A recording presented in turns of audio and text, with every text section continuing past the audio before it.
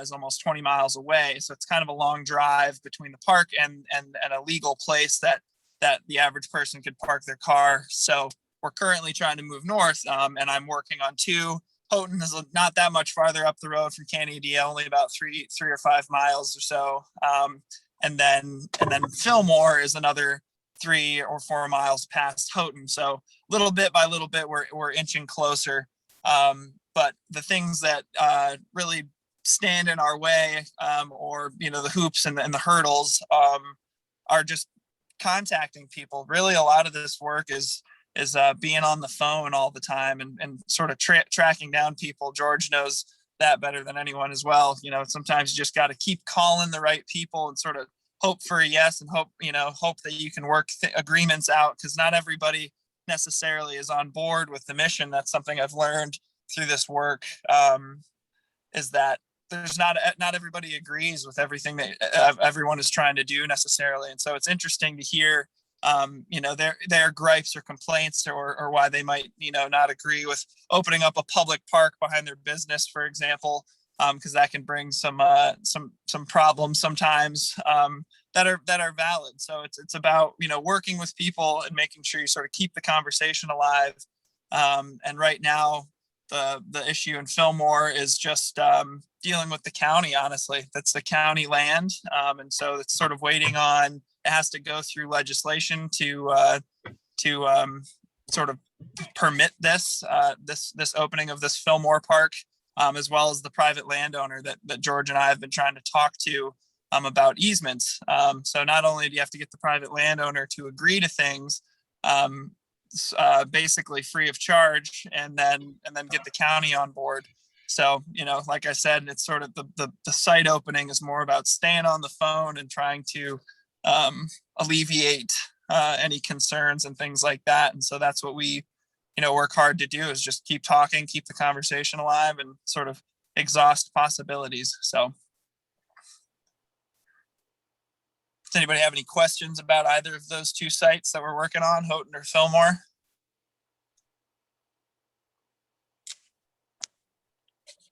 Maybe we will at the end. Sounds good. Okay. All set then there, Thomas? I think so. If there's anything else anybody, is wondering, we're really hoping that these two sites can be open by the middle of summer. So hopefully people can come down and enjoy them. And then on top of that, I guess the last thing that I can notify people about, I was talking with Andy Martin.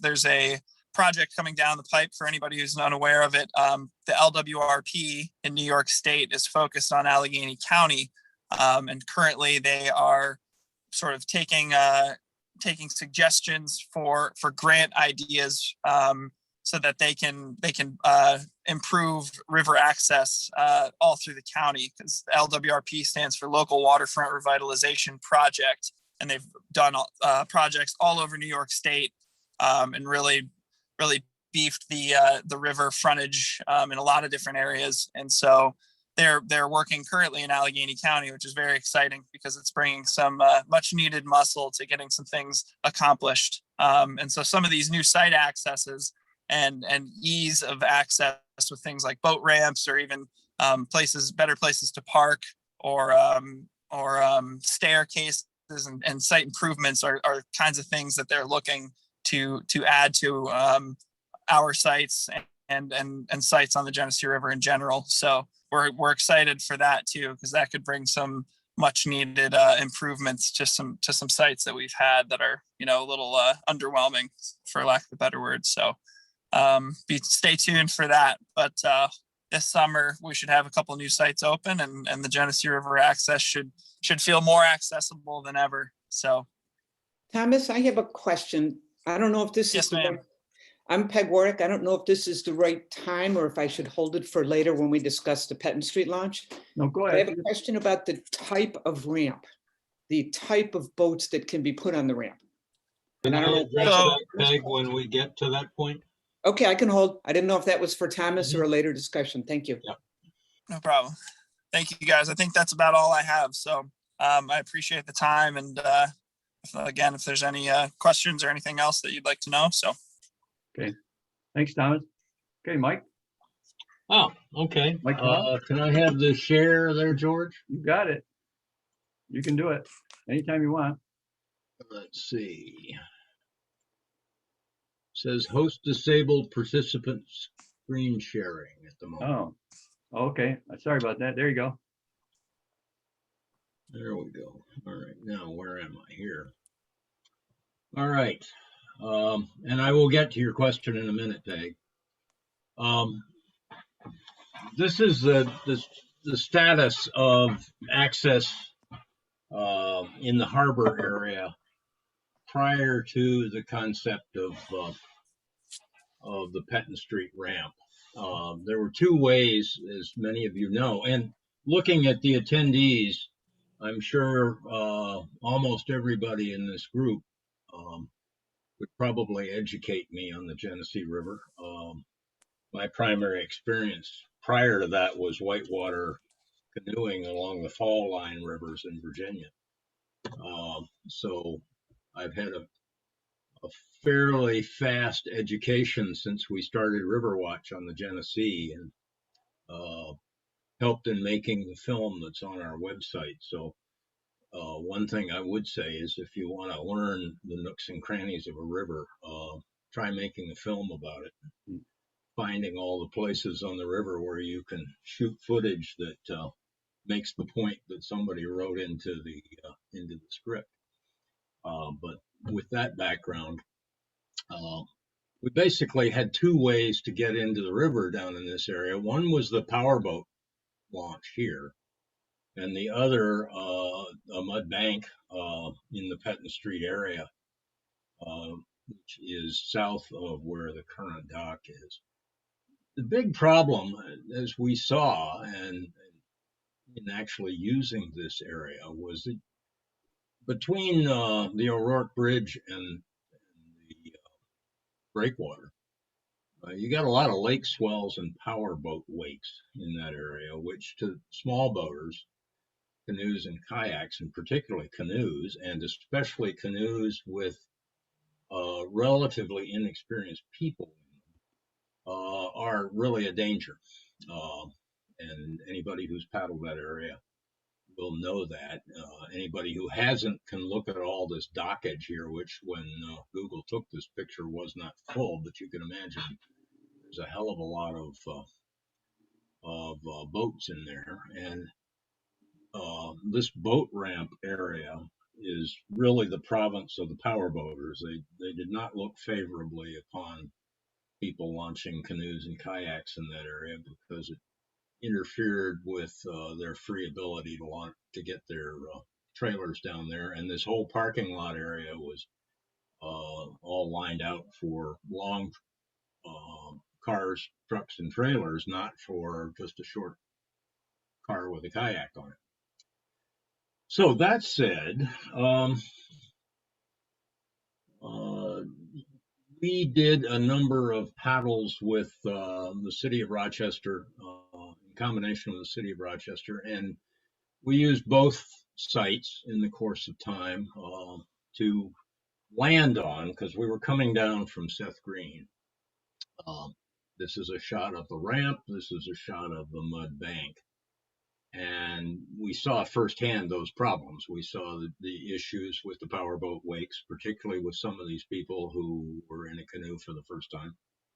And we saw the safety issues of trying to get out in mud with concrete blocks and what have you under the water, stuff that you didn't know what you might be stepping on and whether it would support your weight.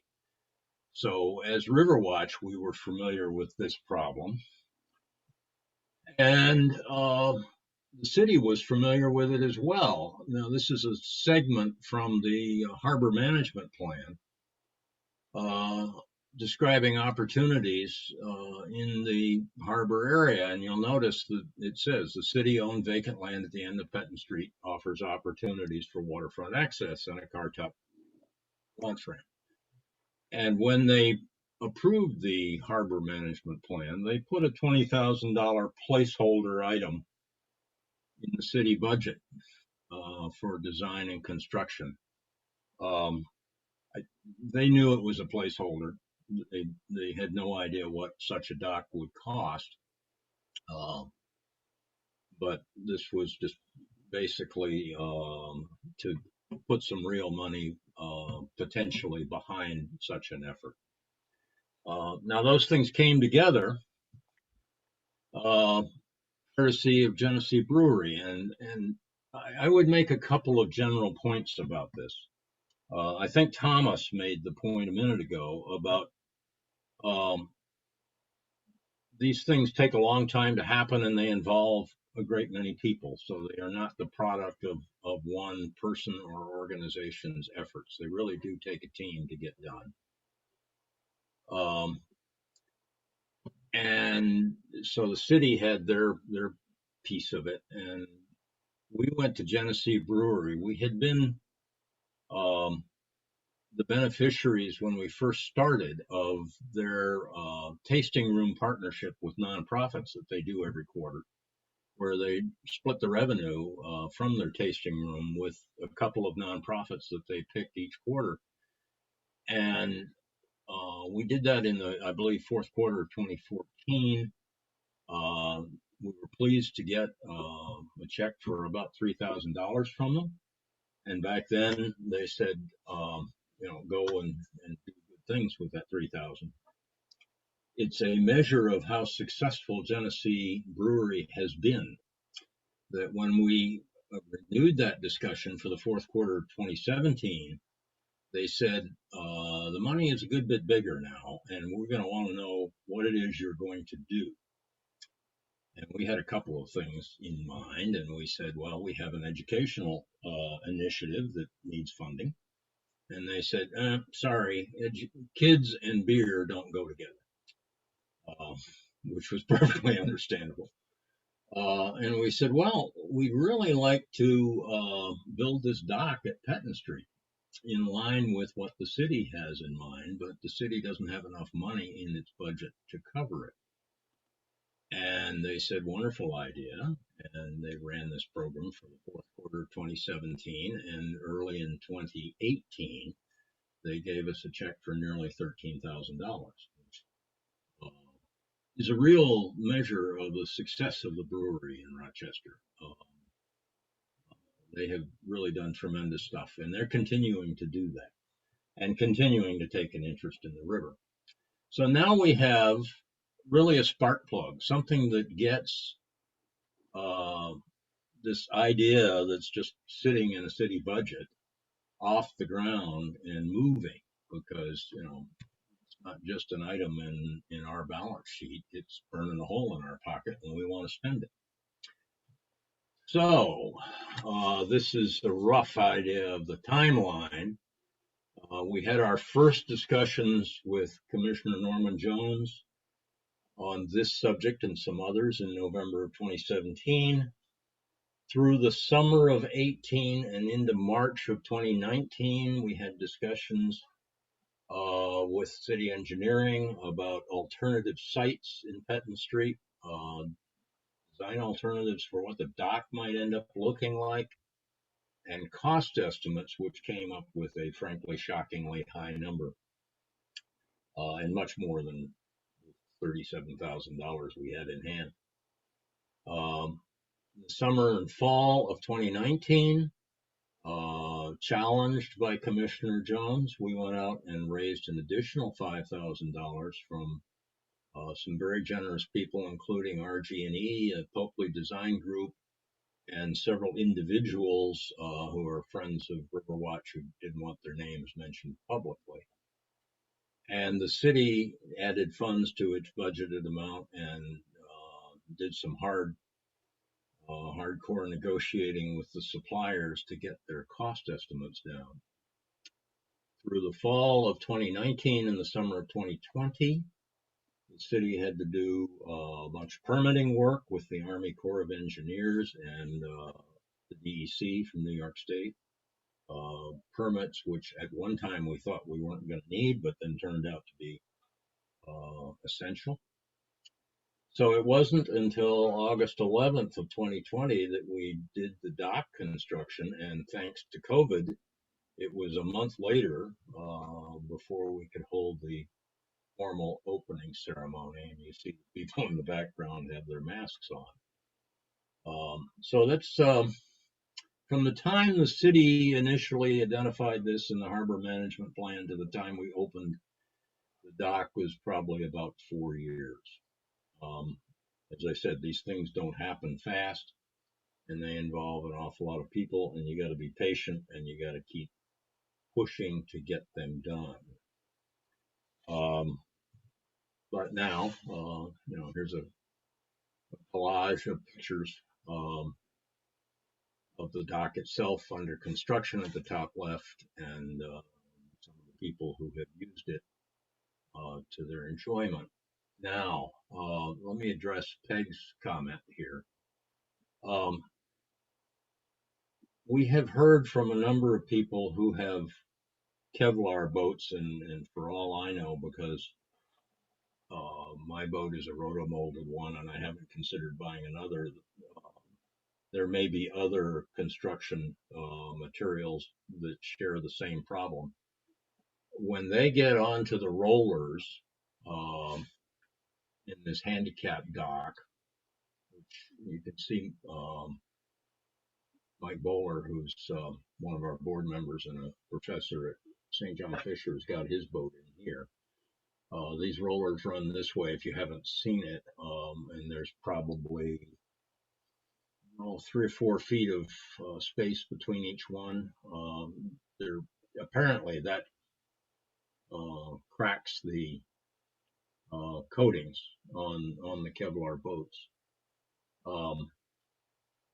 And there doesn't, to my knowledge, when we went through the design alternatives for what a handicapped facility would include, I haven't seen other alternatives to this.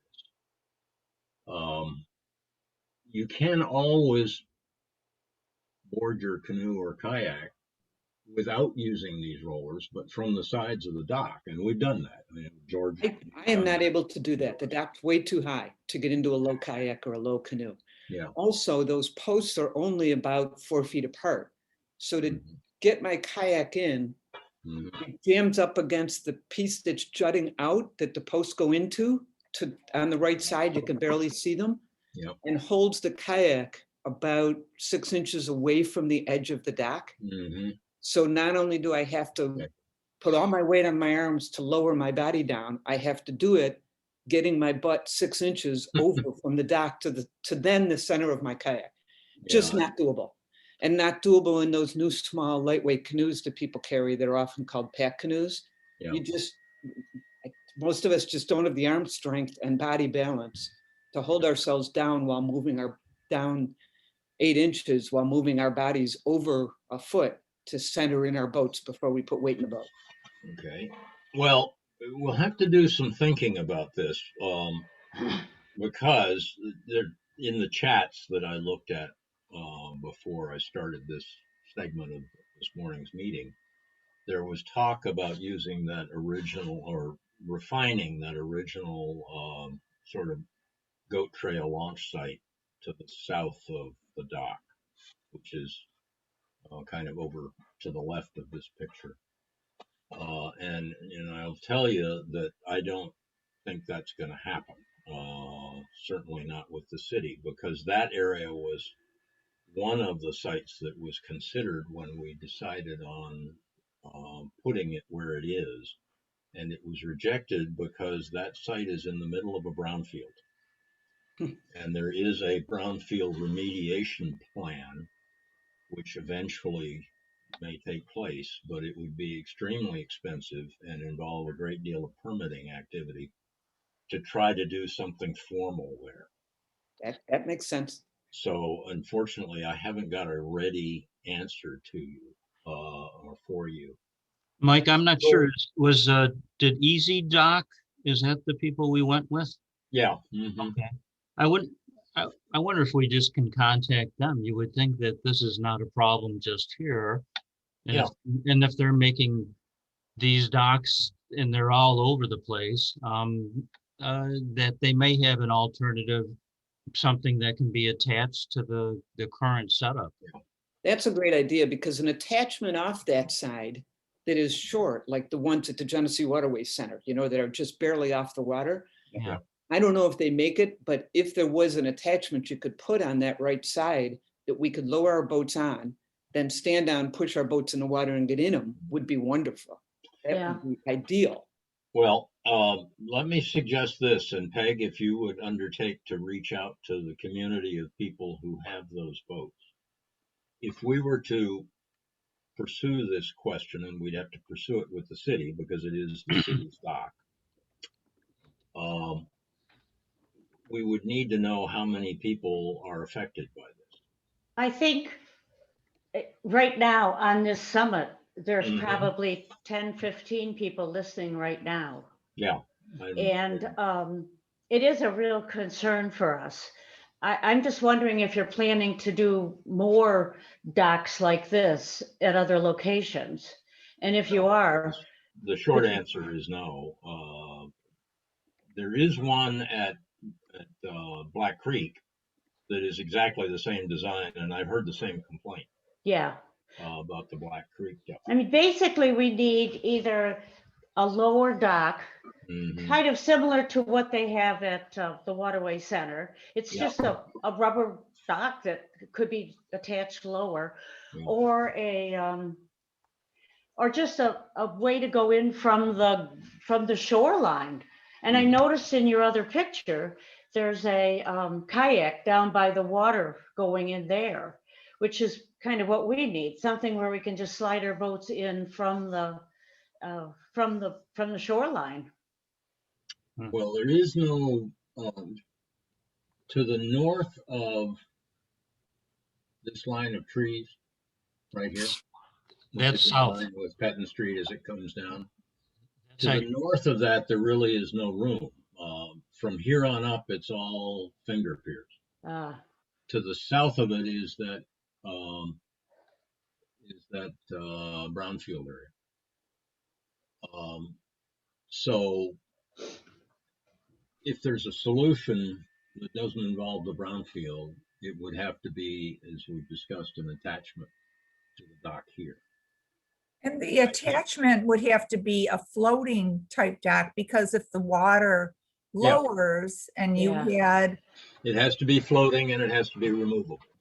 Correct. And by the way, the city has told me that they should have the dock back in the course of May. They're contracting with someone to put that back in, having taken it out. It has, as you understand, it has to be taken out seasonally because the ice and the flotsam coming down the river would destroy it in very short order. As a short-term measure, and I know this doesn't help your problem, Peg or Peggy, we're planning with the city on putting a warning sign here at the end of the bench that'll tell folks with boats like yours not to use the handicapped access because of the known problem. At least we can warn people of that problem, although in the short term we can't provide a quick answer. But if you would email us, and you can find our email address on the website with your names, then we'll know how many people have that problem. And if you know of other people who are not on the meeting this morning, who have a similar issue, would you ask them to do the same? Because if we go to the city and say we need to do this, in an age of COVID, the city is And I think free money. We don't have a lot of free money either, so we need to know how many people are affected. We can do that. And my concern is as much that one as it is future ones while we're working on design. Yeah, mine too. You know, if we have to live without the Petten Street for a while, I go on personally on weekdays, so I use the motorboat rent launch, which is, less than ideal, but we just want to make sure too that future ones don't have the same design. Yeah. Mike, if you're looking for numbers, we paddle on Monday mornings, the 80K group, Mhm. and we have yesterday we had 27 paddlers, or on Monday we had 27 paddlers, all of whom have boats that could not put in at Petten Street right now. Really? There are that many? Yeah. And I mean, they all have lovely boats that Mhm. cannot go down there. Last fall we paddled and we had to put in down at the boat launch. And on Mondays it's not busy, but still, Yeah. there's a beautiful boat launch that on the river that we Mhm. can't use. Okay. Let me comment on a couple of other things. This is Jim Bird. I'm part of that Monday group and have been at this for a while. Some things to think about, even concrete boat ramps like the one at the river, and there's several of them along the canal. They tend to build up algae and moss. And we actually had one person break their wrist when they fell on it. It's very easy to fall on it. So there are a number of features having to do with design here, and we don't have time to discuss them, but I'd be happy to talk with you as I've given it quite a lot of thought. I'll just give you one example. You mentioned the rollers, and the first thing I looked at the rollers is, why are they so far apart? Make them essentially almost touching each other, so the span between the rollers is something like 6 inches instead of 3 feet. There's some, obviously that costs money, but you also need a non-slip safe surface to go down. The idea of a ramp off the side is fine, but it actually needs to almost be a wash, and it needs to be such that you can walk on it after a little bit of mud builds up. I won't take any more time, but there are a bunch of issues having to do with safety with regard to this.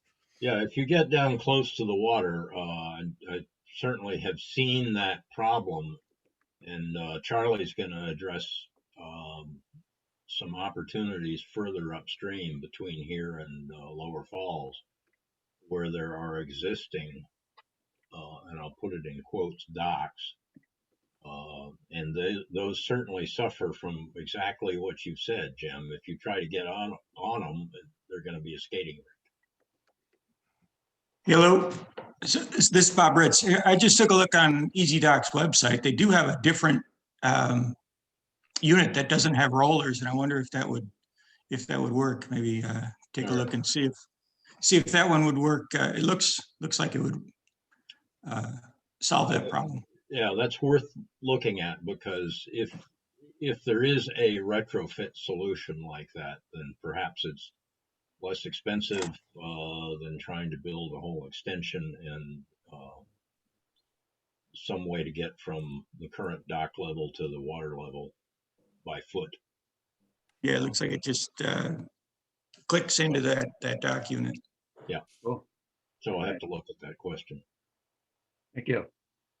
All right. Let me get off here, and then we'll let Charlie go on to talk about some of the other opportunities as we go back upriver. Okay, hey, George, I need to share something. Yeah, I'll check here. I think. All right, so I'm Yeah, gonna. you're good. Oh, let me see. What am I doing? I think it's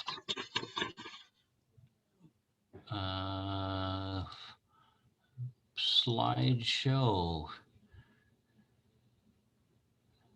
Okay, I think that's how do I go backwards? I think we're running a little short on time, aren't we, George? No, we got 30 minutes. Okay, I didn't know if there was something else after me. No, just questions and answers, and we've got some. Oh, all right, very good. Okay, so a number of years ago, I did sort of a little survey of the lower Genesee River to see where there might be some access points. And these were the places identified. Again, Petten Street that Mike just talked about, Turning Point Park on the west side there, Maplewood Park, the Rose Garden area, Seth Green Island, And then there's 2 locations at Seneca Park. So again, Petten Street, we just talked a lot about that. And this is the turning point area. Here's a parking lot, long way down. Again, here's 2 of the Seneca Park locations. Here's Seth Green on the east side. That's and then Maplewood again on the west side. I'll just point out that the DEC has proposed a launch site at the end of Seneca Park or Seneca Road, which is just off of St. Paul Boulevard, and it ends. There's a dead end right here, and there's a tiny little parking lot right now, or parking area, let's say. And this is just the very far end of Seneca Park. And you would then have to walk your way through these woods, and they're proposing to put a dock here along the river. And believe it or not, I just got an update this morning, and I quickly read the note from Jared Reed, who's the DEC guy in Albany, who's leading that project. And he said that right now the engineers are designing the project, and they're making sure the funding is available, and that they're hoping for construction next year, 2022. To tell you the truth, we've kind of tried to persuade them to go somewhere else, and that's a pretty long distance. I'm not sure how many people have ever been down there. It's a beautiful area of the park, nice mature woods, but it's quite a distance. Even if you've got a light canoe, or kayak, I never could drag my 68-pounder very far to get to the river. And then there's a kind of a steep area down here. Once you get to nearer to the river, to get down actually to the water's edge. So we're still kind of working on them to possibly look at other locations, but they're kind of committed, I think, to this one for right now. So, okay. Turning point. As I said, here's the parking lot up here. Again, a beautiful area down here. This is that nice new walkway across the river. But again, this is quite a long drop down to the river water. And it's a nice path, but again, even if you got a light kayak or canoe, I don't think I'd be wanting to go up and down that place as an access point. What we do think it's good for is a place for boaters on the river already to potentially get off or have a picnic. People already fish down there. I don't know how many folks have ever tried to get in and out of their boat here. I have, and I almost took a swim a couple times. It's and sometimes this is actually currently this concrete pad is sometimes it's underwater, sometimes it's quite a ways from the water. Yeah, it's a real doozy there. But this was the place that again, one of the places we were proposing to potentially improve upon. Again, is mainly as a rest station, place for folks to get out of their boat, not necessarily put it in. Here is Maplewood Park, again, on the west side of the river. Here's the Rose Garden. Here's the parking area. Again, and Driving Park Road Bridge. Again, I don't know how many folks have been down here. Here you got, well, let me just point out, here's the lower falls right here. So this is about as far up on the lower part of the river that you can paddle up to here. Again, this is a long trail down to the river. Again, it's not a place where you'd be putting in your boat necessarily, but it is a place that we we think that would be a good place to for boaters to get out of their boat and again, have a rest, have a picnic, that kind of thing. A lot of folks do use this already. It's not in the best shape. It really needs to be improved. Here's George. George really is not that wide. I think I've distorted. He's actually a very slender guy. If who knows George is. Hello. What was that? Yeah. Somebody like that. I think I railroad distorted the crossing, photo George. a little bit, but here he is, George, going rambling down the trail down to the water down over here. And here's a place where, again, here's the river, and it would be a nice place to have a picnic and that kind of thing if you're on the river already. That's one that we're actually trying to have some discussions with the city about to see if they'd like to pursue that and how we could improve that area. Let me see next. So again, Seneca Park, there's 2 locations. We call this one number 1, and then here's number 2. Here's that, well, I'm trying to think of the name of this pond here. Trout Pond? Trout pond. Is it trout pond? Yep. Someone's got a phone going? Yeah, try to find out who it is. Okay. All right. Sounds like it's done. All right. So here's 2 locations in Seneca Park that, again, mainly would be a place for boaters to get out and, again, be able to just get out and relax, and maybe there'd be a picnic table down there and that type of thing. Here's the first one. I don't know how many folks are familiar with Seneca Park, but this is the first one. If you're parked at the very end of the park by that pond, you would come to this place, and it's really a very dilapidated stairs, very dangerous. I've gone down it a few times, and I think there's actually an existing dock here. This was one that we tried to get some funding for and weren't successful for. But again, it's still a possibility. Again, it would be a place where boaters could pull up and just get out and relax. Here's the second one. It's a little bit further north of that one. Again, there are some stairs that gently do go down. They could use some fixing up, and then there's no real good place down here to get in and out of your boat. It's kind of rocky and that type of thing. So this is another possibility for a rest station. I think, again, those 2 would be very difficult to be lugging your boat down as an access point. I mean, I think folks are familiar with the lower Genesee River, with the steep cliffs and distances to the water. And then there's a lot of wetlands along there. So there really are not a whole lot of additional locations to actually put in your boat safely. Again, the Seneca Park locations would be, fixing the stairs, constructing some kind of a place for folks to get in and out of a boat. And again, it'd be a rest area.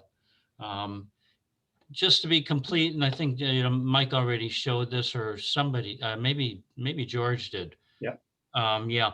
So this is a snippet from the our Blueway map. And again, I just talked about these locations here. There are the 2 other ones down here in Genesee Waterways Center. And then there's one along the Corn Hill on the west side along the river. Let me see. I think I might actually have a picture. So here's the one in Corn Hill. And here's a parking lot. I don't know anything about this. I've never been down there before. It looks like a very long dock. It's probably meant for maybe more bigger boats coming in and out of there and being able to get out. And that's a really tall dock. If it's the one I'm thinking of by that little by those condos, and there's a couple of restaurants just short of the buoys and the bridge? No. That's No, very no, high. it's actually, that area, I think, Peg, you're talking about is down in this area. It's Okay. where the, whatever that boat, that gives tours is Yep. located. Yeah, that's not the one. That's up in this area. This one's further south. Again, there's a, It's there's pretty a- low to the water, Charlie. yeah, okay. Have you've put in there, George? I haven't put in, but I've been on it. Okay. Yeah, I've never been down there. I don't know if it's really set up for kayaks and canoes or it's mainly for power boats. But that's an area, though I do believe that under Rock the Riverway, the city has plans to change this in some way. So maybe, again, a lot of the comments around composite boats and access, we've got some contacts with the city and other folks can talk to them. We can bring that up is when that design is being put together, and make sure that it's the best location. Here again is the Genesee River Waterways. A lot of people are familiar with that one, kind of across from the U of R Medical Center. So I guess one thing I do want to, maybe I'll just go back. Where's it? Charlie, can you hear me? Yes, hello. Hi, this is Charlie Hellman. Hi. What's going on? The county had a meeting a year and a half ago down at Seneca Park. It happens to be right in my backyard. Yes. And they talked about, they had all engineering drawings all made up, everything for a boat launch in Seneca Park. Yep. Okay. So I went back to the map that you're talking about here, Charlie. And here's Seneca Road. This would be the little parking area. They would improve it. And this is the one that you're talking about. I don't know anything about that meeting that you talk about, but I have been in contact numerous times, again, with the fellow who's kind of heading this project. This is some money, I believe, from the Kodak settlement on the river. And again, this is the spot that they are talking about. You're familiar with that location? Yeah, I know what you're talking about. I thought the meeting was more, they talked about something more south. And just recently, I was told that they were going to be starting construction on something. Yeah, like I say, I was trying to get a hold of Jared Reed, the DEC fella, and he just sent me an email this morning. He said he was waiting to hear from some other people. Again, with COVID, a lot of things have, were kind of put on hold, but he said that they were actually in the engineering stage right now. And again, it's not it's a beautiful area, but it is quite a distance, I think, from the water. You got to go through the woods. And then once you get near the water, there's a relatively steep area where you'd have to walk down unless they did a lot of improvement. Yeah, this was weird because the meeting that I went to, they had improved parking, access. There was, you could, with a set of wheels on your boat, you could go right down to it. I'm going to have to see if I can find out some more info. This was through our neighborhood community group that we have. That's, one of the ones in Irondequoit. And the county put the meeting on down at the Wegman Lodge. Okay. Yeah, that'd be nice to know. Well, it's funny. I had met with a couple folks from the county parks department because the county runs that park, and they were very interested in sites number 1 and 2.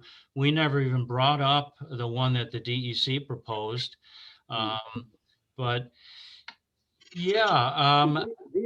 They had hired an engineering firm who had everything all designed. They had blueprints. They had, they had all this stuff. So I can see if I can go back to the people that ran the meeting, and if they can give me any contact info, I'll pass it on to you.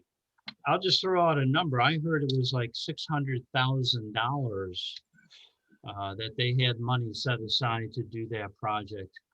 Wow. And if I could throw a couple of things in here, Charlie, can I share for a second? Do I need to unshare? Yeah. Unshare for a minute. Uh, I'll show you something. okay, I don't know. How do I do that? Stop share, it says. You have, Up here, new share. no, you have it's a red button. They'll say stop share. There you go. All right. Where am I here?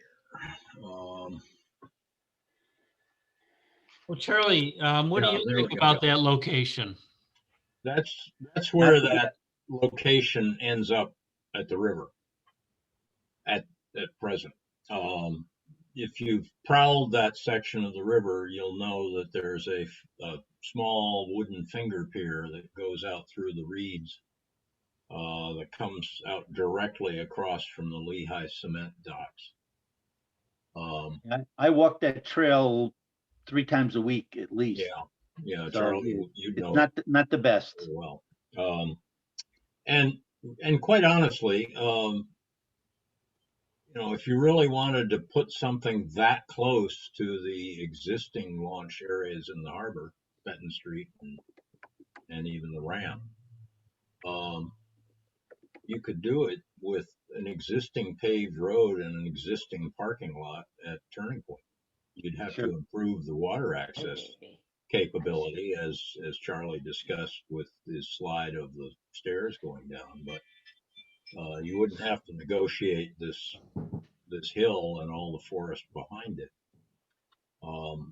So our feeling, as Charlie said, was that's a hell of a lot of money to achieve something that probably not a lot of people are going to end up using.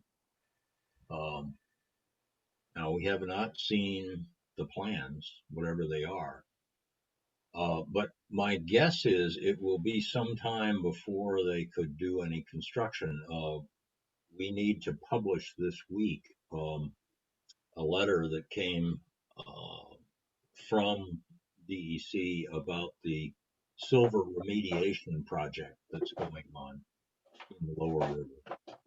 And the reed areas that are part of this immediate site are going to be dredged out to get rid of some of the silver from the Kodak pollution issues. And I would be very surprised if they'd start putting a dock in while they're dredging to remediate the silver. So until that project is done, I can't imagine that they'd start any form of construction. But that's all background. We're watching this thing, and Yeah. So if anybody thinks it's a terrific idea, I'd love to hear it. Okay. So here's what Jared Reed said. The only update I have so far is the Seneca Park project is currently going through our contracting process to make sure the money is can get easily from the federal account. Unfortunately, that's not a fast project. Lots of hands have to touch that. But our engineers are drawing up the designs for the project, and we hope to have everything ready for a 2022 construction season. So I don't know how we, if we want to somehow approach the DEC. I mean, how many folks who are on the line that like to put in the river would potentially use that place at the end of at Seneca Road? Would you, Peg, you would? I think we would. Okay. I mean, it's about I guess, and it's about a mile, maybe a mile and a half further upstream from where Petten Street is right now. It'd be a nice alternative. Yeah. So it gives you, it gives you a little bit more upstream, but I mean, is there that much more advantage to spending $600,000 to get you a mile up the river? Yeah. I'll comment, if you've got that kind of money available, it's much better spent in other places. Yeah. Make Petten Street more accessible and spend it other places. You could do wondrous things at Petten Street with far less than that. Yeah. And to Charlie's point about Maplewood, this would not result in a dock. And I ought to say something for a minute about Seth Green in a sec, but we've got a demonstrated history of people getting injured and killed trying to get down to the river at Maplewood with the current lack of access facility. To me, that's a much more compelling project. Seth Green, by the way, we a couple of years ago now, I'm tempted to say much shorter than that, but we lost a whole year to COVID. We had a long discussion with RG&E about opening up access to the Seth Green area by removing their gate or moving it down the hill so that people could drive down to the trail that leads to the launch area at Seth Green. And I'll give them credit. They gave it serious consideration for quite a long time. This was not a knee-jerk reaction. And they have supported us in a number of areas, like additional money for the Petten Street dock. But they came back and said they really didn't think they could do that. So at least for the foreseeable future, I don't see any opportunity for improving the Seth Green situation to any degree that would make it easier to get a boat down to that area, unless you have an incredibly light one and you're in pretty good shape.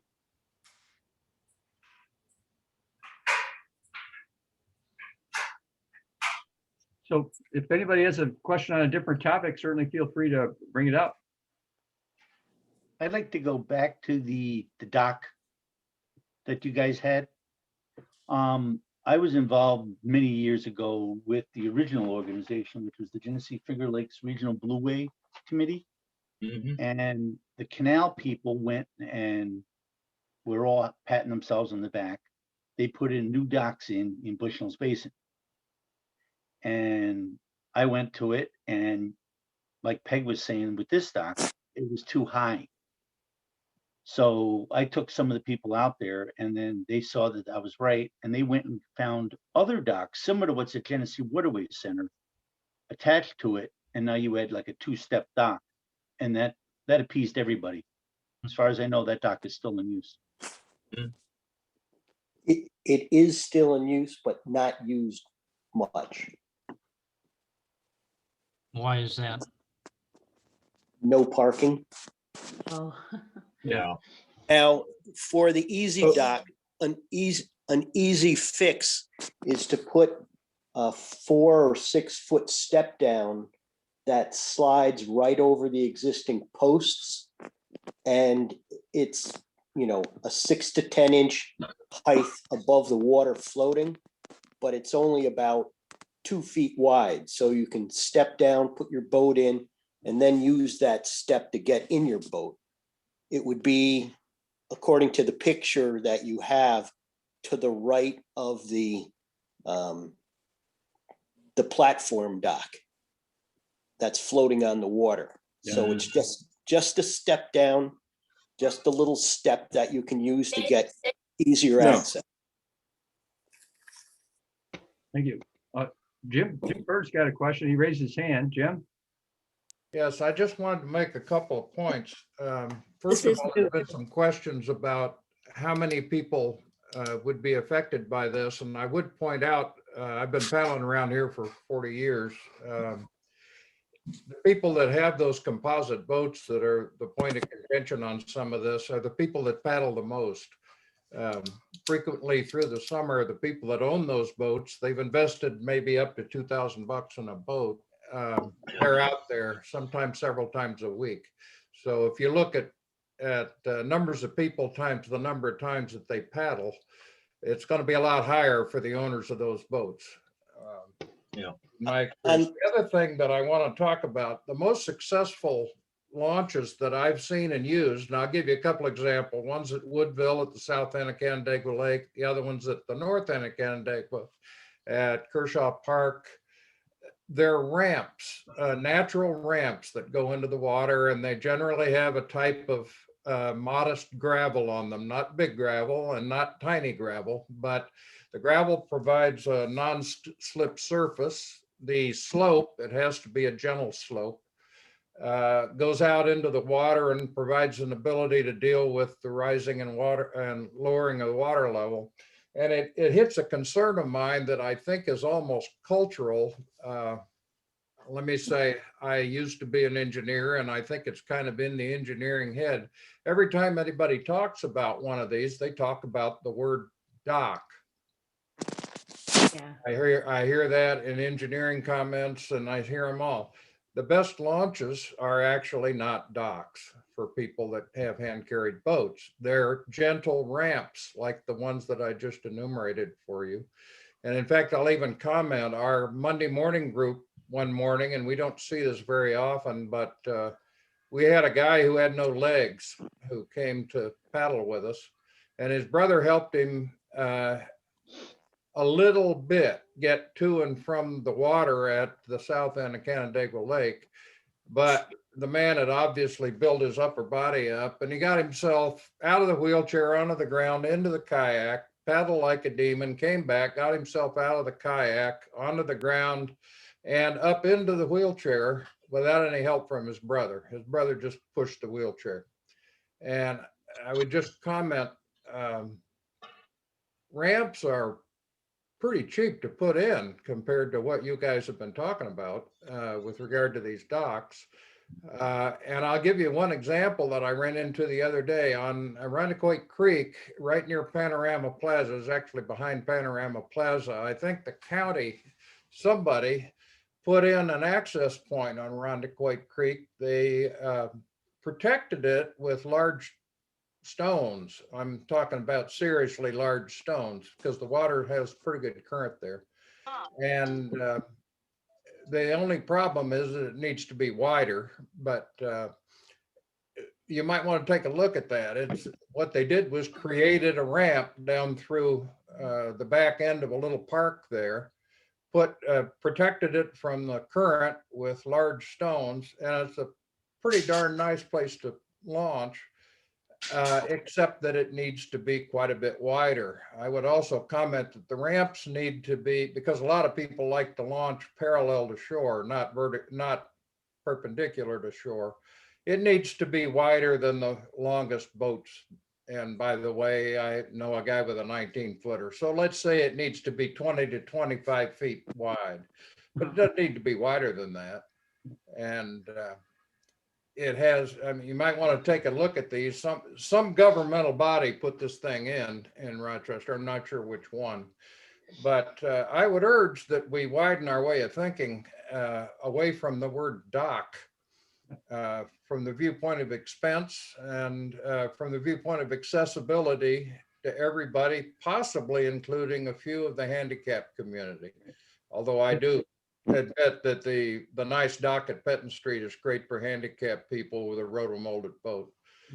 I would also ask how many of them there are, but I'm not trying to cut down on the access points for handicapped people. I think they should have all sorts of things, but we don't always need to start the engineering discussion with the word dock. Right.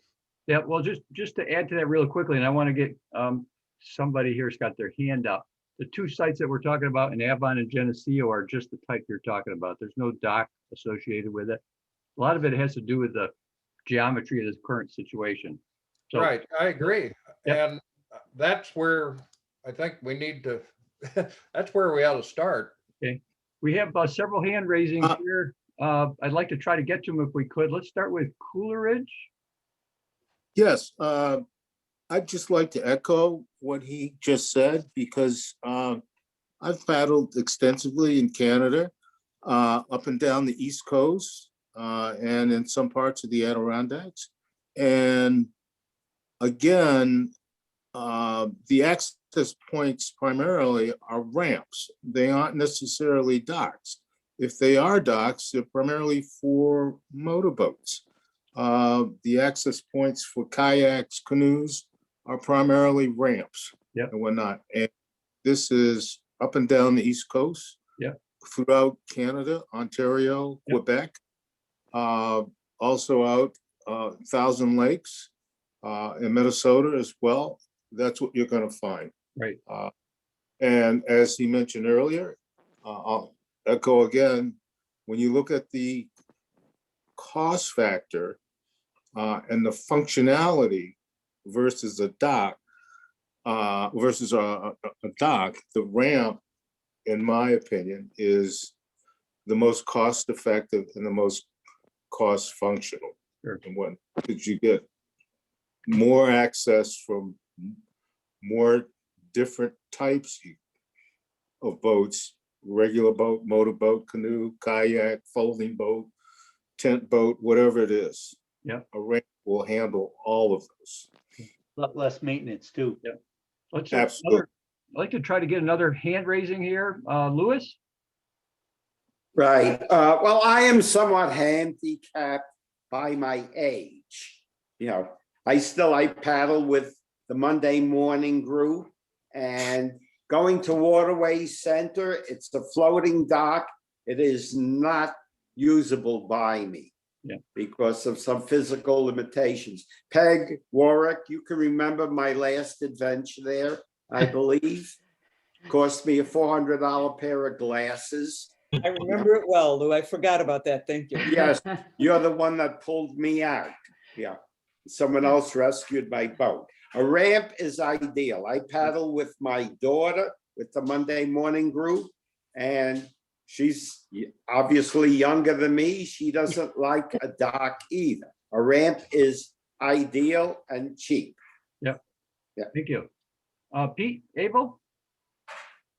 First question I have is, who are you trying to attract? Are you trying to attract existing paddlers, or are you trying to attract new paddlers to increase the numbers? If you're talking about increasing the numbers with new paddlers, they're all rotomolded boats.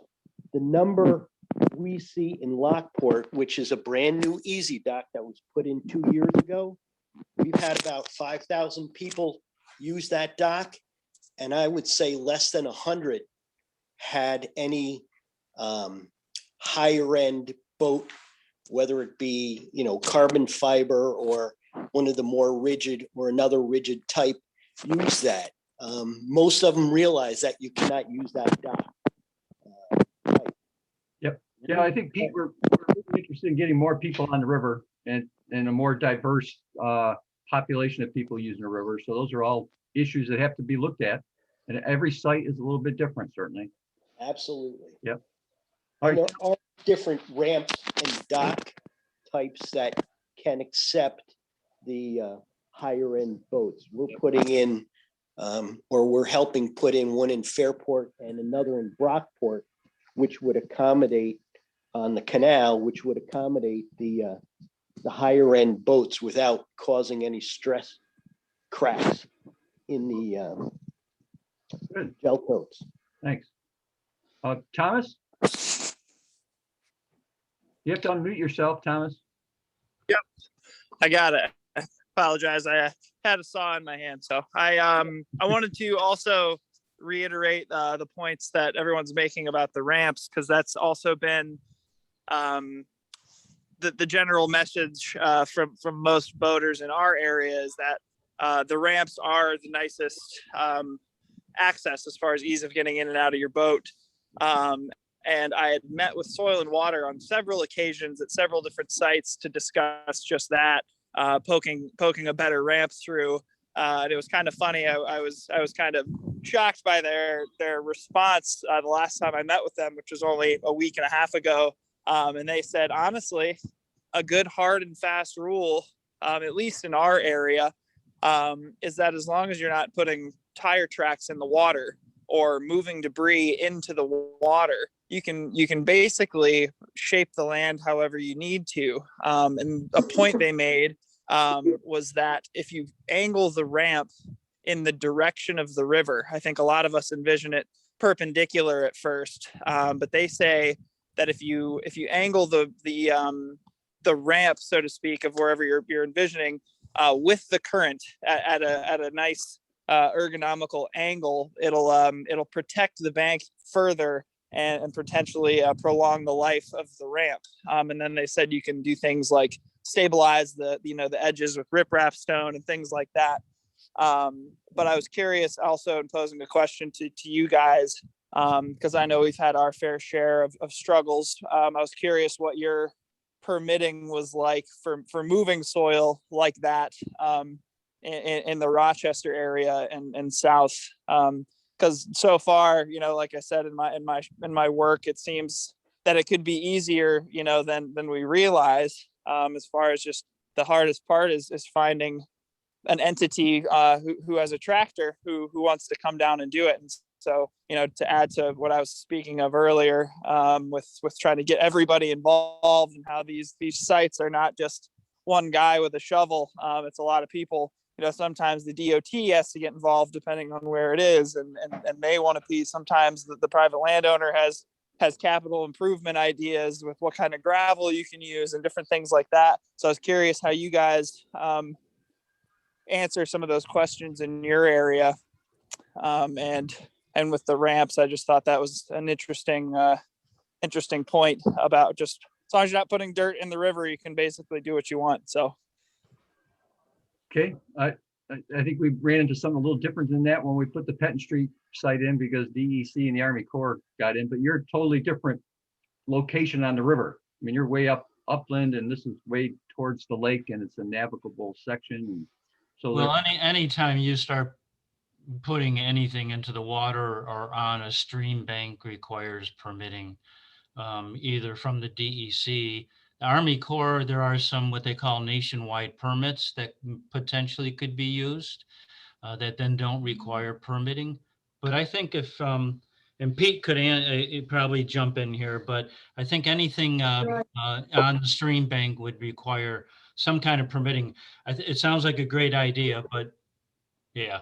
Well, I do know, Charlie, those soil and water conservation districts do have some kind of leeway what they can do before they have to get a permit. Okay. I don't know if that's just Allegheny County or what, but there are some opportunities there, but not every. That's why every location has to be looked at separately. Well, George, the two sites that you mentioned that we're going to be doing shortly in the Middle River, right. Neither of those envision a dock. Those right. are both ramp sites yep. that are appropriate to the area. Yep. In the Rochester area, we've got kind of the worst combination of not much unused land that you could run a bulldozer over and reshape the bank, deep water, and a pretty good current that would erode a lot of non-hard solutions to this. So a dock per se makes sense. Now, there've been a number of ideas advanced about how we might improve the dock to make it usable for more people. And that's why I was asking anybody who's on the call or knows others who are, who have those kind of boats that are damaged by what we've got now, to let us know about that so we know how big the population is. To, I think, Pete Abel's point, if you stand there at Petten Street in the summer, you will see one hell of a lot of people coming to use it, and they all have rotomotor boats. But that's the reason why. Because well, the nice boat's may not be. gonna go there. Yes, it may well be, Charlie, that whenever you do something like this, you skew the population that appears. Right. Just as the folks that are on the call this morning are skewed to those who are most interested in it and probably therefore have the highest end boats. I think Peter made the point. The majority of the paddling community, it might be 80% of the community, are all beginners, all with right. plastic boats. Right. But that doesn't mean, if there's a significant number of people who have higher end boats, that you shouldn't try to figure out how to accommodate that. And I would also say that in our pitch to the city about this dock in the beginning, we also said, and it's going to be, I suspect, quite a ways from now, that this could become a center for some sort of city event that might involve something like a paddle race up to Seth Green and back. And you know that if you do that, most of those people are going to show up in ultra lightweight boats. So if the site in general can't deal with those, you would have a hard time conducting such an event. So maybe the thing to do would be to maybe not every site be a floating dock, make every third site a ramp. Well, you know, I'd like to say every third site, but as we've discussed here, each site ends up having to be appropriate for whatever the river is doing at the time. Right. So within the stretch of the lower river from Lower Falls to the harbor,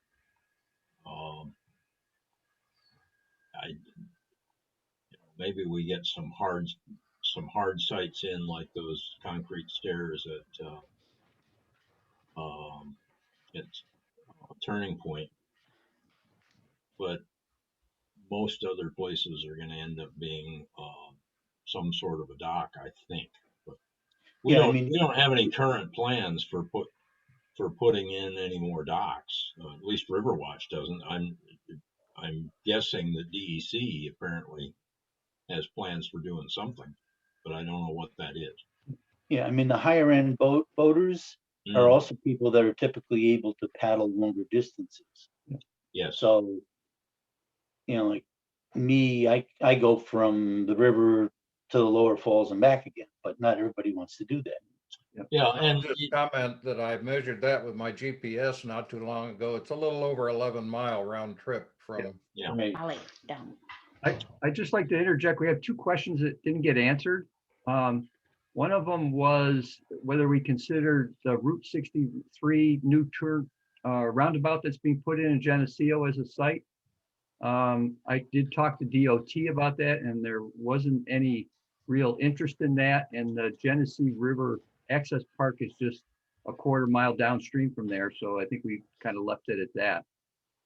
And the other one had to do with how much do the dock systems cost. And Charlie or Mike, I thought it was maybe 40,000 to buy it, install it, or can you give some idea to people what that might have cost?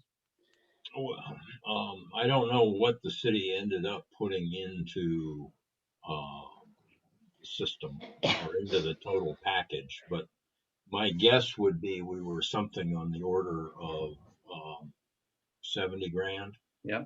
Roughly.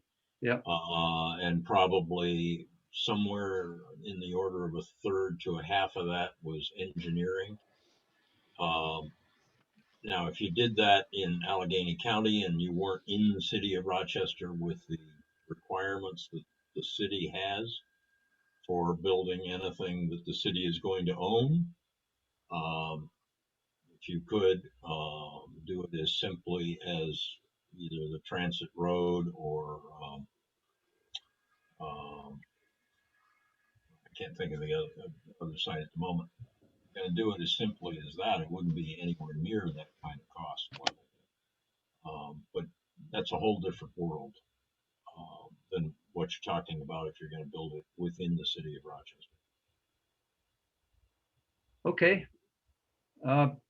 Maybe if people are thinking of some last questions, I'll throw out our next session is a week from today, and we're talking about planning trips on the river and showing you how our new Blueway map works. And so hopefully you get be able to come to that and learn a little bit and maybe add about what your favorite trip might be. Yeah, there's a lot of knowledge in this group on the river, and certainly people's opinions in addition to those speakers would be extremely valuable. Yep. Yeah, we learned a lot today for sure. Any last questions for anybody? I'm willing to stick around, certainly. If not, thank you, everybody. I appreciate you coming, and we'll keep you posted with what we've got. Thanks. Bye. Thank you. Thank you. Thank you. Yep, bye. Thanks.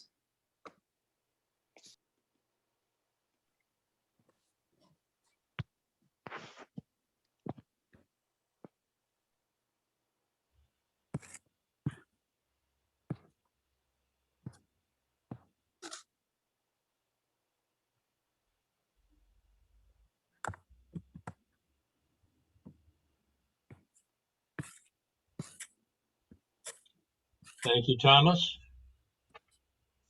Yeah, no problem. I apologize. It took me a minute to get on. I had a lot of running around this morning to do. So Well, you made it. glad I could make it. I apologize. I was a little all over the place. So Nick of time counts. yeah, at least I made it, right? Better late than never, huh? Yeah. And that's good news on Houghton.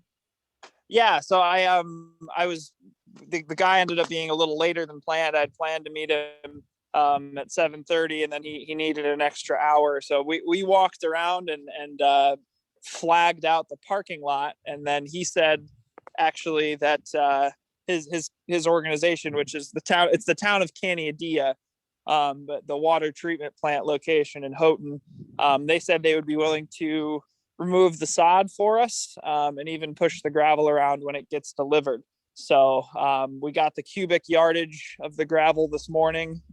And then we just got to run that up the flagpole as far as pricing goes, and who's going to pay for it and how. And then, and then hopefully that'll be ready to rock this summer. And then we'll start seeking sponsorship and get a sign made and all that good stuff. So, yeah.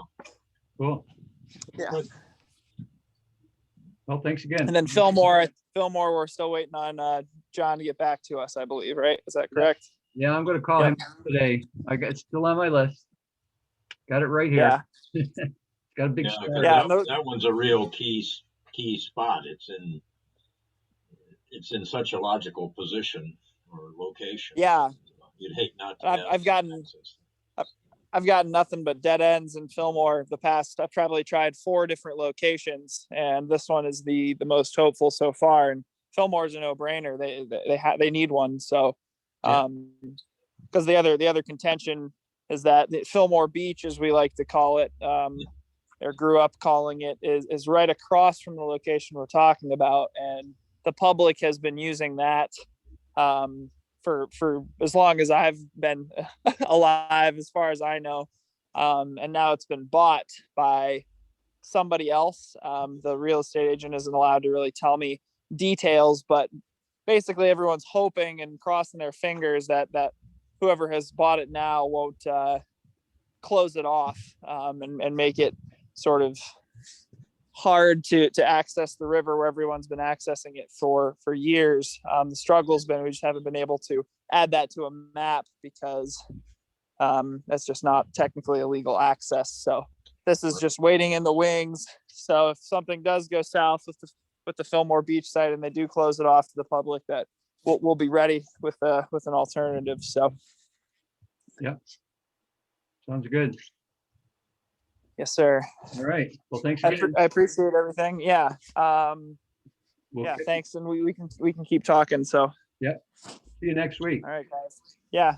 Have a great day. I appreciate it again. Yep. See ya. Thank you. Bye-bye. Yeah, Roy, Chris, Mike, do you have anything to add here to what we've said? You're all muted, so. May not be there. I don't have anything. I actually just had to go to the bathroom, so I missed the last 3 or 4 minutes. Yeah, that's the trouble with coffee in the morning, Roy. All righty. Well, I guess we're good. Okay. All right. Thanks, everybody. Thanks, Mike. Y'all. See ya. Bye.